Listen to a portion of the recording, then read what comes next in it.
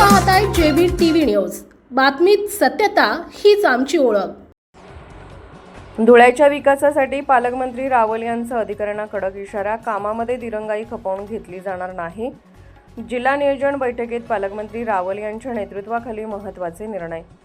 विकास कामाच्या गुणवत्तेवर भर। धुळे जिल्ह्यातील अधिकाऱ्यांना पालकमंत्र्यांचे स्पष्ट निर्देश। आकांक्षित धुळे जिल्ह्याच्या विकासाला गती देण्यासाठी पालकमंत्री जयकुमार रावल यांनी अधिकाऱ्यांची चांगलीच झाडाझडती घेतली आहे। जिल्हा वार्षिक योजनेच्या आढावा बैठकीत बोलताना मंजूर निधीचा प्रभावी वापर करून सर्व विकास कामे वेळेत आणि दर्जेदार पद्धतीने पूर्ण करण्याचे स्पष्ट निर्देश त्यांनी दिले।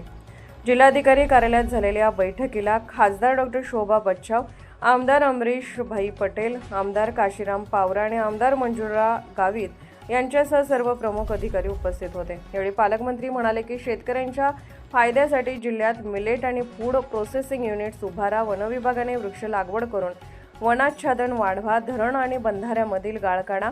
नवीन शाळांमध्ये स्वच्छतागृह, पाण्याची सोय करा आणि सर्व शासकीय इमारतीवर सौर पॅनल लावा। यासोबतच प्रत्येक तालुक्यात वीज प्रतिबंधक यंत्र बसवून इको टुरिझमला चालना देण्याचे आदेशही त्यांनी दिले। बैठकीत उपस्थित खासदार आणि आमदारांनाही विविध सूचना केल्या। तर आगामी 2026-27च्या विकास आराखड्यावर चर्चा करून मागील खर्चाला मान्यता देण्यात आली। एकंदरीत धुळे जिल्ह्याचा सर्वसमावेशक विकास साधण्यासाठी नियोजनबद्ध पाऊल उचलण्यावर या बैठकीत शिक्कामोर्तब झाले आहे।